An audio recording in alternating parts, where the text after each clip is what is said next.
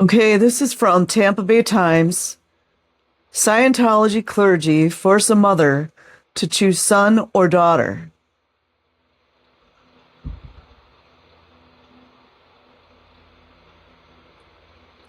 Ashley Lister quit school at 16 to join Scientology's religious order, the Sea Org. I mean, they just need to let that go already. Ashley kept insisting, I'm joining the Sea Org. I want to go. Her mother, Sarah Goldberg, said, my daughter is extremely strong-willed. And we all know how they pressure the parents. Remember Lori Olson's book? Go check it out. By a Time staff writer, published March 16th, 2014, a few days after Blacktooth Ronnie's Lafayette's birthday. The Church of Scientology pressured Sarah Goldberg for months to kick her son out of her life, to disconnect. She wouldn't do it. So the church put her on trial one night in a Scientology building in Clearwater. Imagine that the mayor of Clearwater is like all on board with all this. It was scary, Goldberg cried. She had been a devoted Scientologist for 36 years. Pivotal number. Now her church was accusing her of committing a crime against Scientology, not disconnecting from her renegade son. Goldberg had raised Nick Lister as a Scientologist, but in 2009 he befriended an ally of church whistleblowers.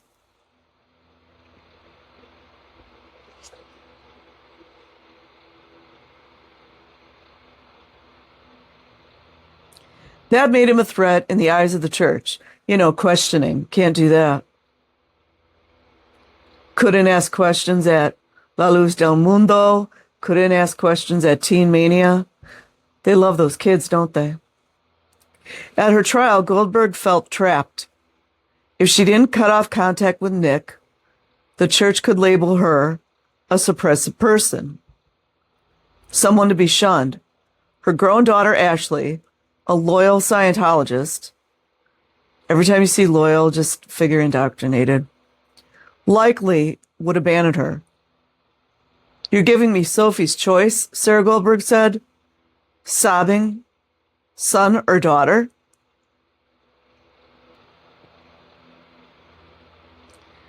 Last July, Scientology's restrictive shunning practice, called disconnection, tore apart this once close family. That's the goal. You guys see all the family destroying tactics going on right now? It's all related. A Tampa Bay Times examination of how and why it happened shows church clergy, there's a 33 again, aggressively pressured the family to separate and demanded it in writing. That collides head-on with Scientology's official position.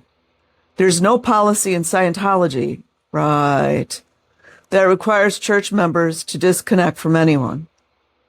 I mean, it's laughable. The church says on its website, Scientology.org, don't worry, nobody's going there.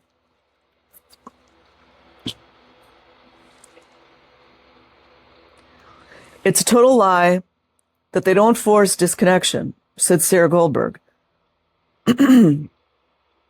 Excuse me. One of Scientology's elite members for the past decade. Nothing elite about the Sea Org. People need to stop playing pretend. Church officers did not comment for this report. Officers, like prestigious executives. They did not respond to interview requests or answer written questions submitted by the Times. But angry talk of disconnection is alive on the internet, where former Scientologists share the pain of being abandoned by loved ones still in the church. They contend disconnection is mandated in Scientology's controlled environment, and the church threatens the dreaded punishment to keep members from leaving. The Goldbergs are among the very few who have refused to disconnect. Their and Lister's accounts present a vivid portrait of yet another church practice that appears extreme and exploitative. Child trafficking. It comes to light as the church defends itself in civil courts around the country against allegations ranging from spying and harassment to financial fraud and forced abortions. It follows the FBI investigation into possible violations of human trafficking laws at church work sites. Oh, are there laws about this, you guys? I'm just wondering. Crying MF minds want to know. No charges were filed. When's the last time anyone actually got charged for human trafficking? Like an actual charge. Or as far as that goes, racketeering. Now, the story of family pride apart enters that turbulent mix, raising broader questions about the lengths to which the persistently controversial church goes in pursuing its agenda. Yeah, don't you guys wonder who created all this stuff? A tight family. Sarah tried Scientology's spiritual counseling called auditing for the first time when she was 26, living in Jacksonville and reeling from a breakup with a fiance. There you go. There's a vulnerability. Same thing will happen if you go and sit down and have a coffee or tea or, in some cases, like 1 or 2 beers with your friend. Just talk it out. I felt so relaxed, Sarah said. She soon moved to Los Angeles and joined the large Scientology community there. She got more auditing, took church courses, and worked at church offices. She married a Scientologist, Gail Lister. Their daughter Ashley was born in 1984, son Nick in 1987. The kids went to Scientology schools.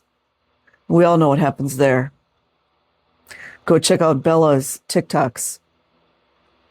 Ashley became a child actor with a role in a TV movie, Reform Schoolgirl, starring Friends' Matt LeBlanc.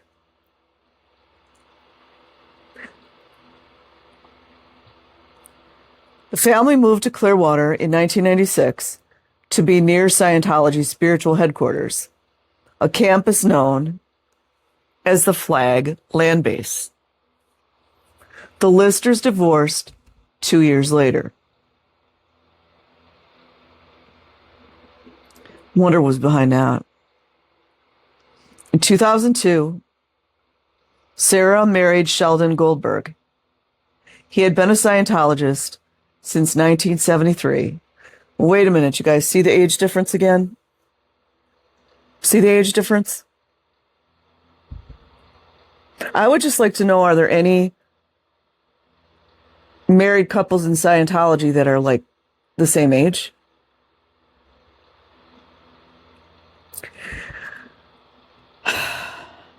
He had been a Scientologist since 1973, and like her, had advanced far up the church's spiritual progression, the bridge to total freedom. In 2003, they separately reached the top, operating Thetan 8 or OT8. Other Scientologists revered the power couple. Sarah also headed up a network of Tampa Bay area Scientology volunteers. We know what happened with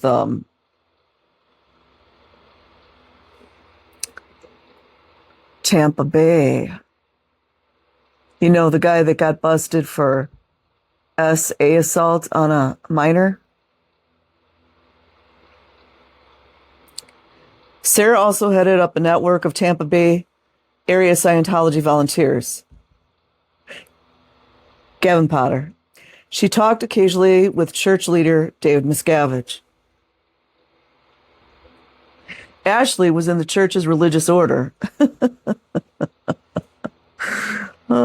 Like the Fraternal Order of the Police. Order out of chaos order. I mean,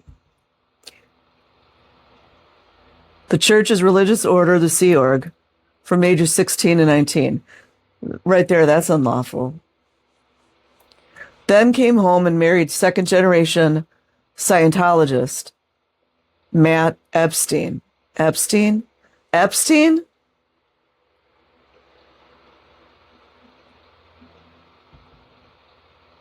Their daughter is Sarah's only grandchild.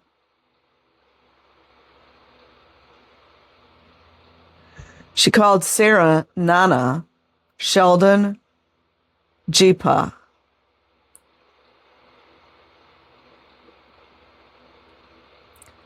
The two families lived in Clearwater, just 5 miles apart. They got together all the time. Were they public, you guys? I think some of them were public, right? Nana's photo album is filled with cherished memories. They had to have been public. Had to have been. The Sun Strays. Eagle Scout in a church-sponsored troop. Leader in Scientology's teen crowd. Nothing suggested young Nick Lister wasn't part of the herd. But at 18, he started to change after getting a job at Scientology's community church in Tampa and clashing with his bosses over rules he found unreasonable.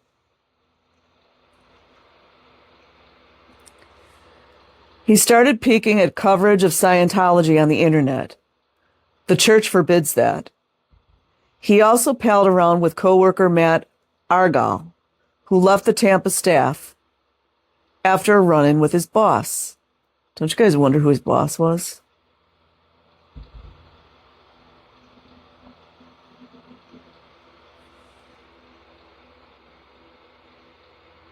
This is Tampa. I'm wondering who his boss was.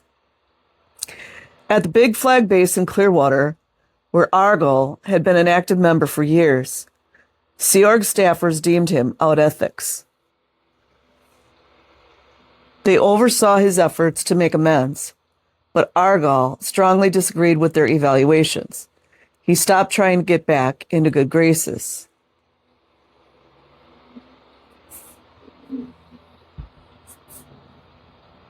It was 2009, the beginning of an era of intense scrutiny of Scientology's inner workings. Former church officers Marty Rathburn and Mike Rinder joined other defectors in speaking out about the church, first to the Tampa Bay Times, and then to other media. They alleged Miscavige had harassed and physically assaulted Sea Org members for years, primarily at work sites in California. No mention of the kids, of course. Never is.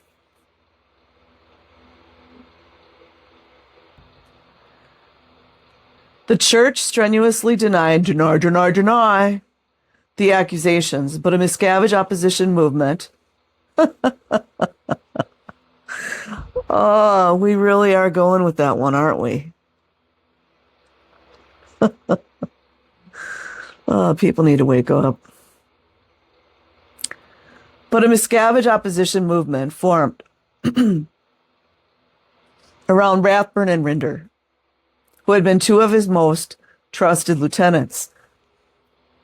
What did I hear? I had heard a Scientologist, ex-Scientologist, say that the ones that get to the top and are around Miscavige and some of the higher up execs, the reason they're allowed to be so close is because there's the most blackmail material on them.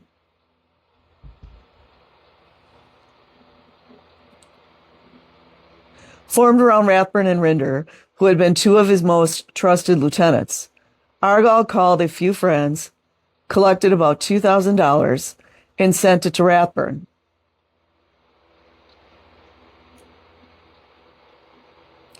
He hired Rinder for a few months at his Tampa Bay marketing company. Wonder what happened there, don't you guys? And he hired Lister. Lister met Rinder. Lister was walking a tight wire,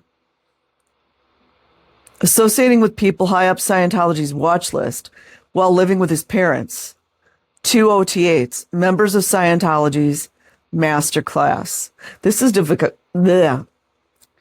divide and conquer on crack. His strategy: try keeping his subversive life secret.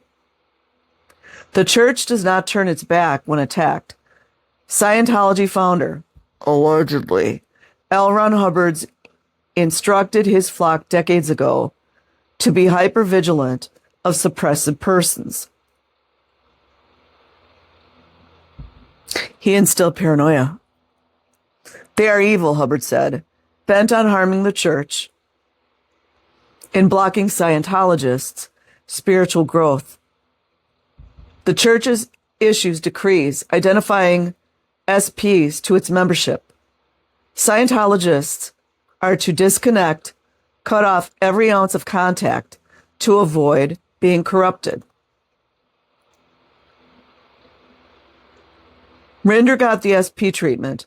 Family members who are Scientologists, wife, 2 children, mother, brother, sister, and in-laws, disconnected from him. Wouldn't Rinder's mom just throw him out to the wolves as well? Mike Rinder's mom just threw him to the wolves. Argall's many church friends shunned him. His mother, father, brother, and sister were not to talk to him. This is how they keep it going, you guys. I felt like complete crap, he said. Lister stayed connected to both men.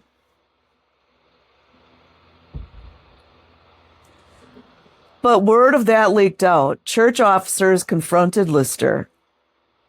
Fearing the church would declare him a suppressive person, he admitted his errant ways. He disconnected from church attackers. He was barely 22. He turned to drinking and drugs.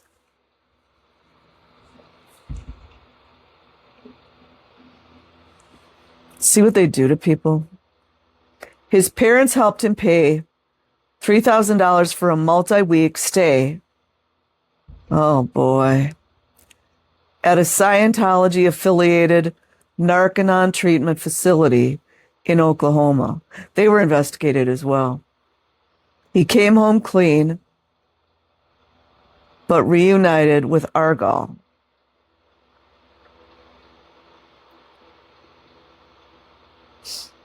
Trying to keep track of this getting kind of complicated.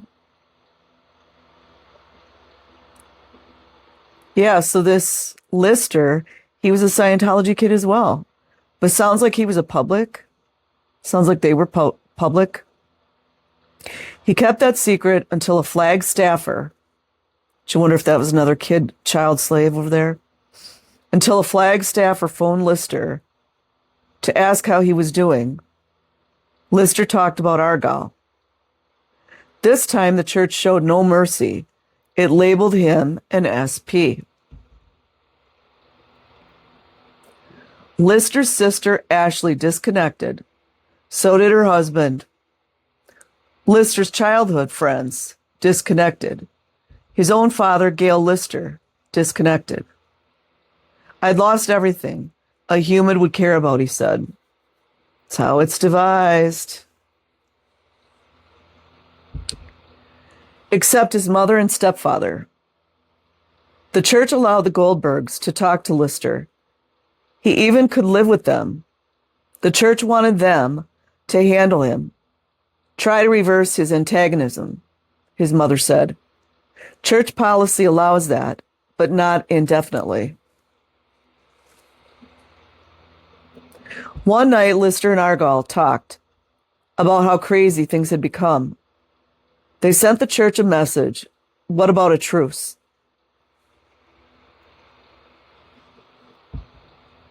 In early February 2011, Lister walked into a church office in downtown Clearwater, hoping to strike a deal.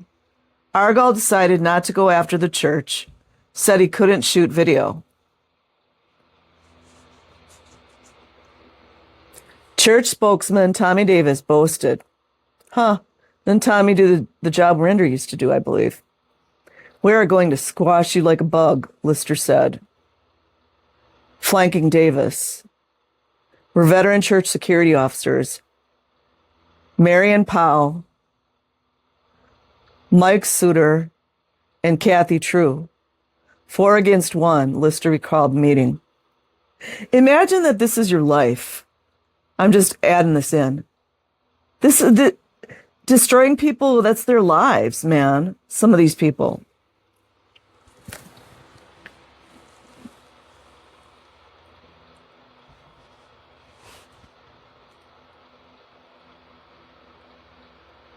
Davis said the church would lift Lister's suppressive person status only if he recanted his heretical actions, disconnected again from church attackers, and divulged everything he knew about them. Lister also had to complete a lengthy reform, re-educating himself on Scientology doctrine. It just occurred to me, indoctrination, doctrine.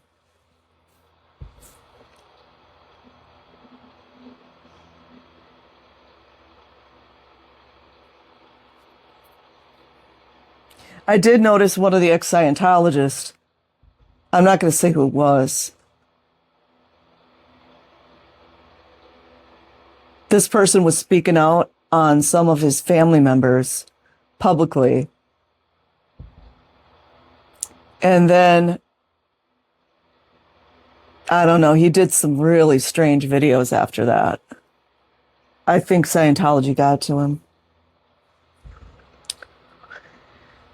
He knew the church could seal off his parents, he agreed. He talked about Rinder, Argall, and other church opponents. I feel very bad for what I told them, he said. He would not tell the Times what he revealed.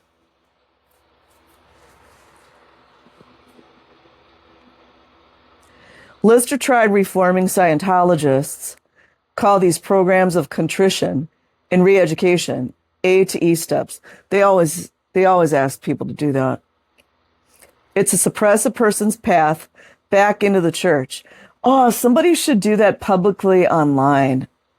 If there's any way you could get a hold of the material and go through it, that would be so cool. It's to suppress a person's path back into the church. Lister studied Hubbard's writings at a Scientology mission near his parents' home for several months, paying about $300 for courses. You see how they do that? It's like servitude, like multiple levels of servitude and slavery. Indoctrination. He thought he'd made amends. This is where they're going to screw him, watch. He asked the church to remove his SP designation. It refused, saying he had more coursework to do. They're trying to get more money out of him. Crushed, he stopped trying to repent.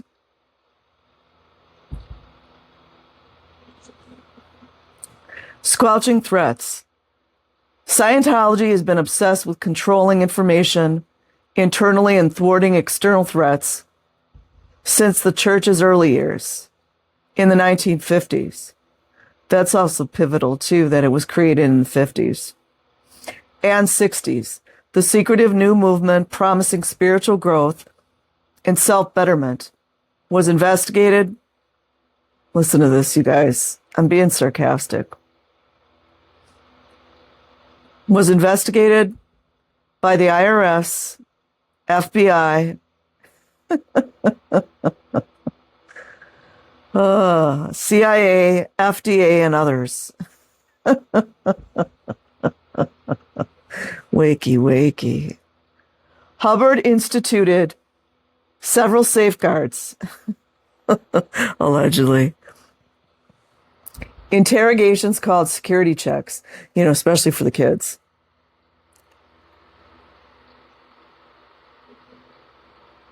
I think there's a misspell here. Something from members' information.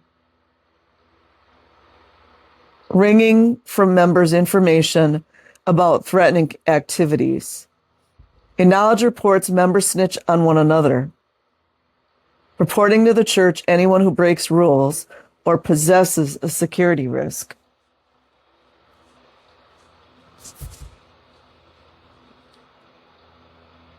Where have we seen security risk before? I want to go into it, but you guys should be able to figure that one out. Hubbard also wrote an extensive code of ethics. It prohibits actions not in the best interests of the group. It's always the group. It's always the group. The church. Wayward members are judged to be in a low ethical condition. Bella talked about that. You guys should go check out her videos on TikTok. The names Hubbard assigned these aberrant states of existence underscore concern for organizational security, liability, treason, enemy ethics. Officers assure misbehaviors reorder themselves to church norms.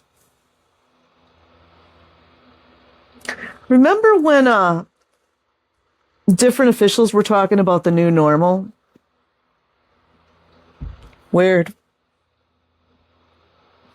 Disconnection, the church's shunning practice, is another control tool. Other religions shun to varying degrees. Some Orthodox Jewish sects, the Amish and Jehovah's Witnesses, steer clear of apostates. U.S. courts have said religious groups have a First Amendment right to do so. Hubbard created a strict practice for Scientology, cut off all contact. He established it when he set down other security measures. Trying to remember, I think the Amish, and there's different, they divide up into different sects. I'm not familiar with each sect, but I remember watching some shows on how they would shun the men. Oh, it's just so sick, you guys. Especially they would shun first of all, they would really shun the young men because the old men, pedos that they are, didn't want any competition. No fatherly instinct. Where have we seen that before? Didn't want any competition for the young girls. And then these young men would just be so desolate out there with nothing. And then in certain instances, especially when an Amish man would try to protect his kids, especially the girls that these pedos wanted to go for, they would kick him out, shun him. And in some cases, these men who had lost everything were so desolate and sad that they took their own lives. It's sick. It's all by design.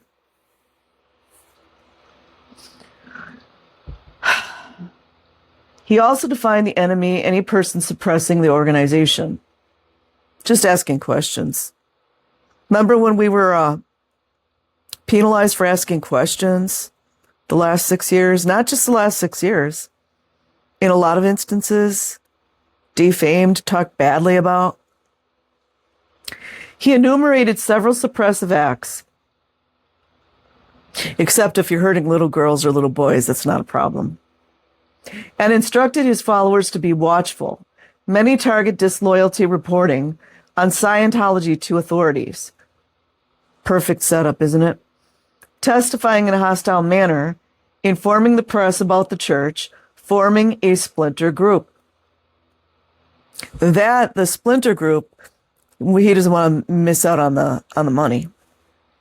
Scientologists connected in any way to a suppressive person are potential trouble sources, Hubbard said.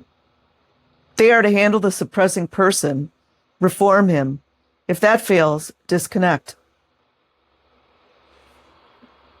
The U.S. government raids and other troubles were instigated by wives, husbands, or parents who were actively suppressing a Scientologist, Hubbard said. Remember, Hubbard was badly on drugs and, according to Jesse Prince's book, a raging alcoholic. Failing to disconnect from a church declared suppressive person is a suppressive act, a serious offense. Holdouts risk becoming SPs themselves. A Scientologist's worst nightmare. It triggers disconnection, and consequences are grave. Scientologists tend to socialize within their tight-knit community. It's otherwise called insular, all by design. Work for employers who are Scientologists and patronize members' businesses. Disconnection can mean not only near total social isolation, but financial hazard. Also threatened is salvation. Scientologists believe auditing is a path to eternity. Imagine blackmail material being salvation. SPs and potential trouble sources are banned from church services. Even though the church denies its orders disconnection, it quotes Hubbard saying it's a self-determined decision made by an individual. They always use the individual clauses, especially for the Scientologists that get caught in crimes and Scientology is trying to distance themselves. They always say the same thing. The practice clearly equips today's church with powerful leverage. It also presents a striking paradox, a church touting a deep interest in human rights keeps in place a practice that exacts misery and pain, as the Goldbergs soon would see. Pressuring the parents. By March 2012, Lister had been a declared SP for 17 months and still was living with the Goldbergs, who continued to try to handle him. But the church clamped down. It designated the Goldbergs potential trouble source, a penalty rarely imposed on OT8s. They said, all that money they paid, see what happens? They could not take services or go on church property unless invited. This is going to be the turning point. They could fix it by disowning Lister. I'm not disconnecting from my son, Sarah told ethics officer Jasmine Dunham. Dunham, you guys.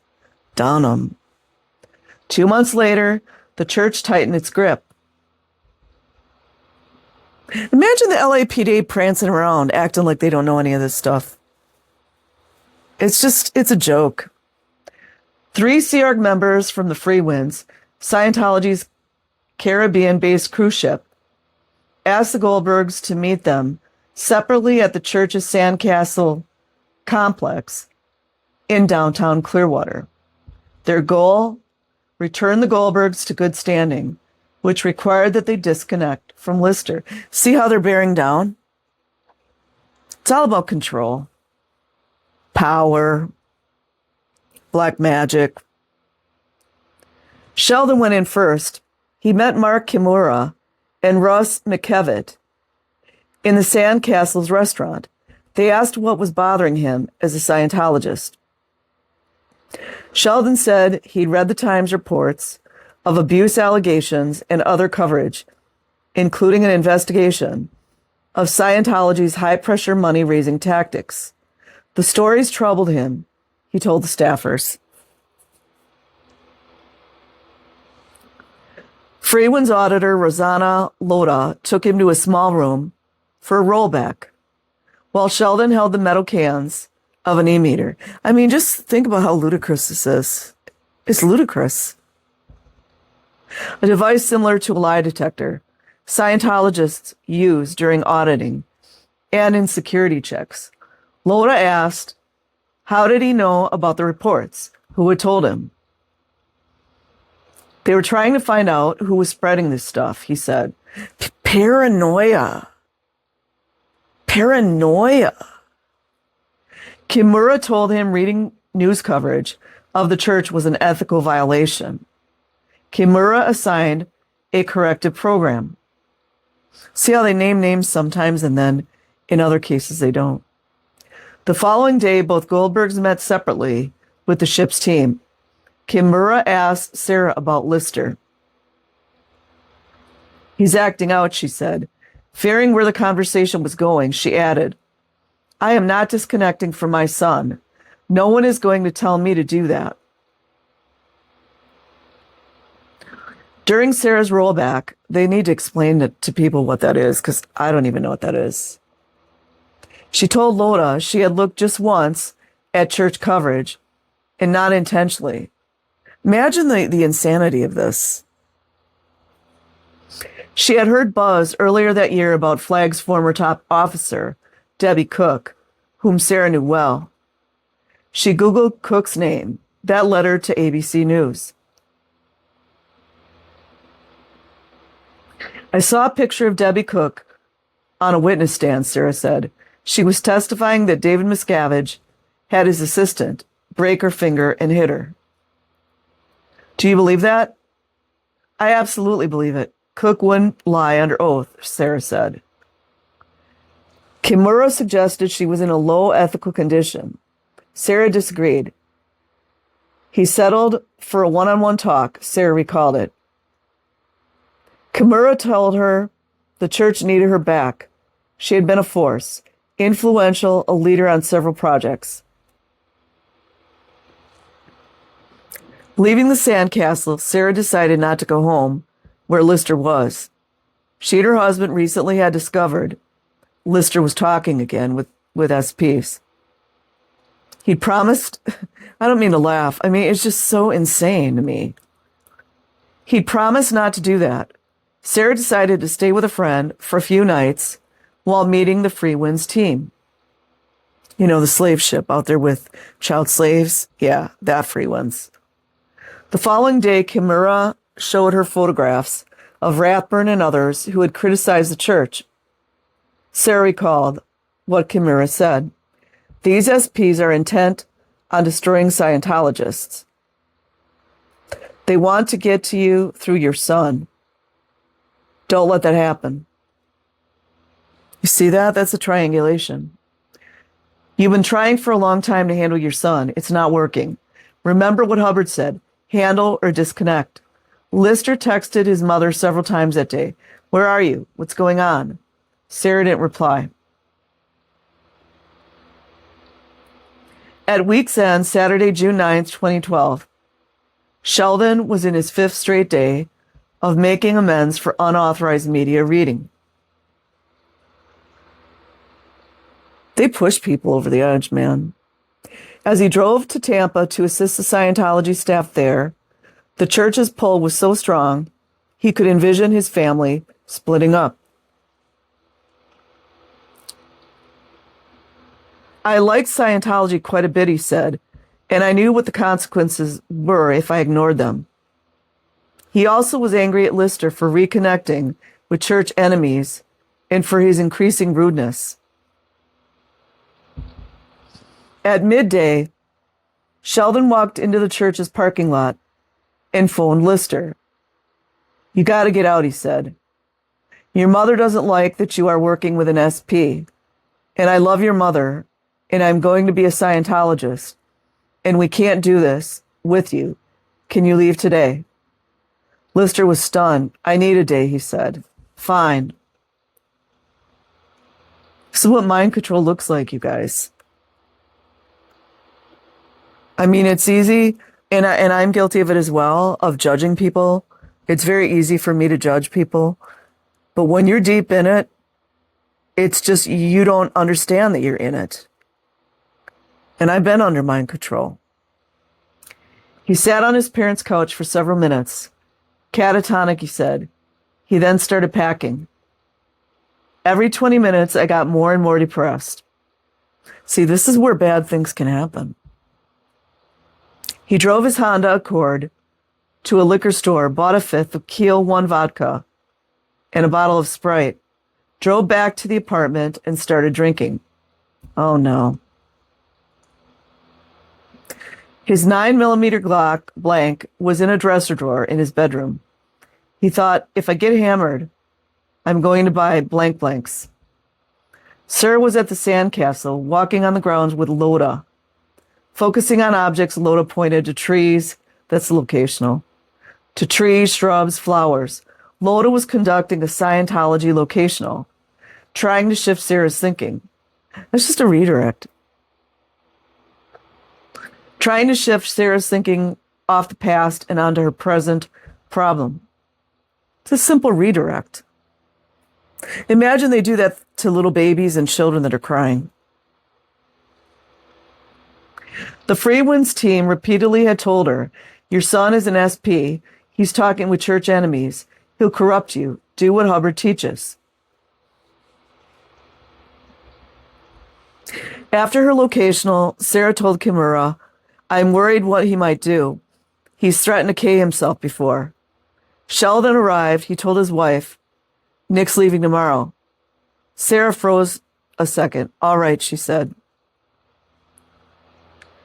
Sheldon and Kimura walked outside at 4:09 p.m. Lister texted. I apologize. Oh, geez. This gets me. Whew.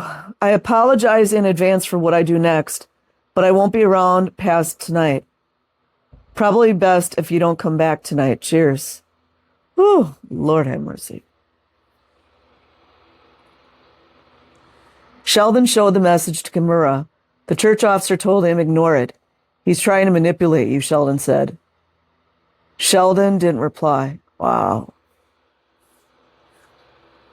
I mean, I don't know where Kimura's mindset was, but some of these people are psychos. I mean, their mindset might be, well, so what? He's an SP. I don't know. Sheldon didn't reply.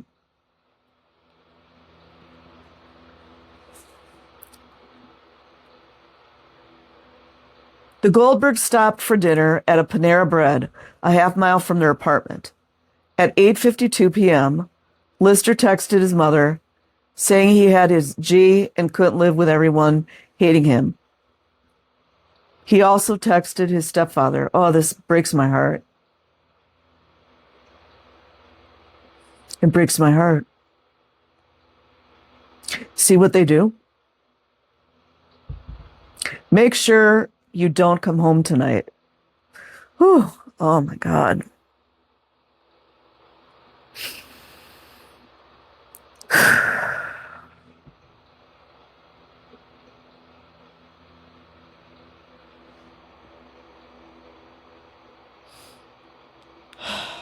Oh, my God, Sarah exclaimed.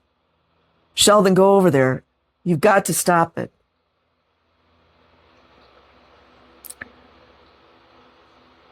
Sheldon hurried out. Sarah quickly texted Kimura, reporting what was happening. Concerned she might overstimulate her son, she stayed at Panera, pacing the sidewalk. Another text arrived, this one from Flag security officer, Kathy True. Kathy True, everybody. She suggested Sarah call police. Kimura must have alerted. True.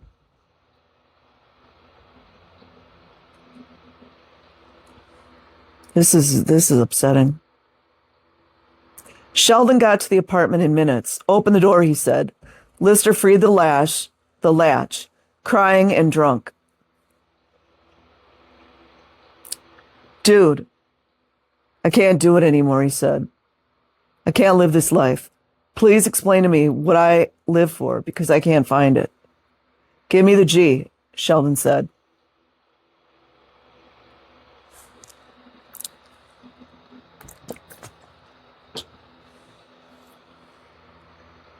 Lister turned over the pistol. They hugged. Sheldon sent a quick text to Sarah, don't send police. I'm handling. Minutes later, he phoned her saying it's over. We're fine. At 9:18 p.m., it's just, ooh. At 9:18 p.m., Sarah texted Kimura. She's handling him now. It's okay. Does not need or want police. Sheldon locked Lister's pistol, in the trunk of his car, returned to the apartment, and convinced his stepson to go to bed. That was a close call. We all know it could have gone a lot differently. And then Scientology be covering it all up. With the help of crooked police officers. Facts. 2 hours later, Kimura checked in with Sarah by text. Is Shield okay? Under control? Or is Sheld okay? Under control? Yes. Shell is fine, Sarah replied. He did a great job and got it under control. We all know that could have gone differently, very easily. Good, Kimura wrote. Then he asked about Lister. You know what Kimura's probably thinking about? Black PR. I mean, I don't know. I don't know him. Is he moving out? That tells us everything, doesn't it? Doesn't that just tell us everything? That just answered my question. Sophie's choice. Sarah didn't see her son that night, but she was there when he woke up. She made breakfast. She had been away 3 days. It was a mistake, she told him. He could live with them as long as he needed. Just stop drinking, Sarah said, and no more contact with other SPs. Lister agreed. Sarah also sent a 6-page letter to Mike Ellis, chief of Scientology's justice system. Oh, what a joke. A hierarchy of disciplinary sessions and internal tribunals. She asked for permission to stay connected to Lister. She summarized the night with the G. Her son needed her, she said.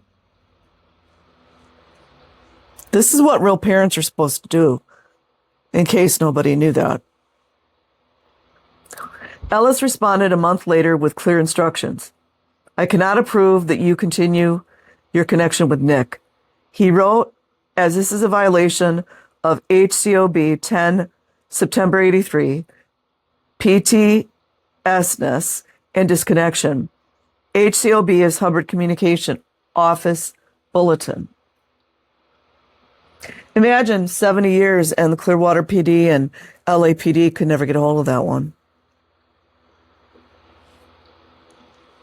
Please work with the Clearwater Justice Chief as needed to ensure this is handled 100% per policy. One of the church's highest authorities left the Goldbergs with no option other than disconnecting from Lister. Sarah told Sheldon, I'm not leaving my son.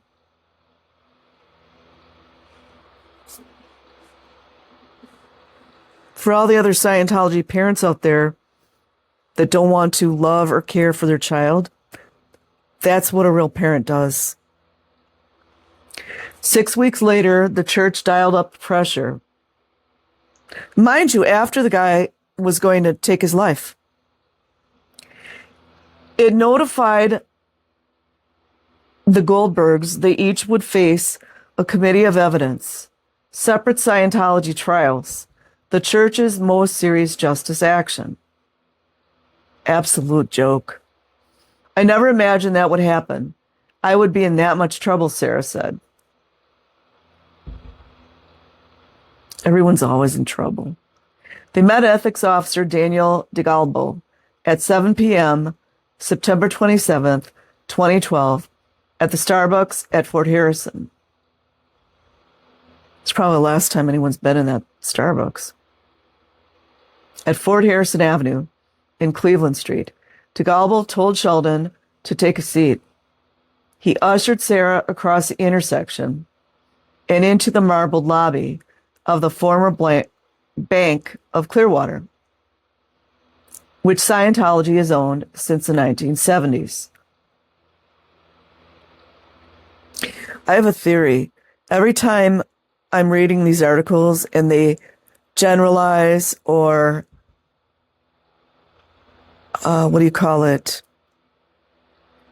generalize or make it like anonymous staffers, they're talking about child workers, child slaves. 4 church staffers wearing the Sea Org's Navy-like dress uniforms, like kids, were in a conference room, seated on one side of a long wooden table. Sarah was to sit opposite of them. She knew one of the staffers, Elvira El Kamel. The others were a young man and a young woman, allegedly, and a man about Sarah's age. El Kamel picked up Sarah's bill of particulars, printed on goldenrod paper. She read the charges one by one. Sarah pleaded not guilty to the first 2, failing to keep Scientology working, a Hubbard maxim, and failing to disconnect from a person guilty of suppressive acts. To the 3rd charge, adherence by a person pronounced suppressive by the church, Sarah asked, "You mean my son?" El Kamel and the others sat stone-faced. "Okay, fine," Sarah said. "I am connected to my son, so I'm guilty." She started crying, "But I'm not disconnecting." Sarah was wearing her gold, excuse me.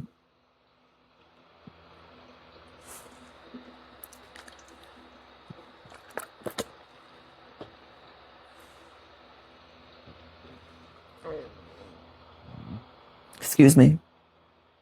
Sarah was wearing her gold $2,800 OT8 bracelet, hoping it made a powerful statement.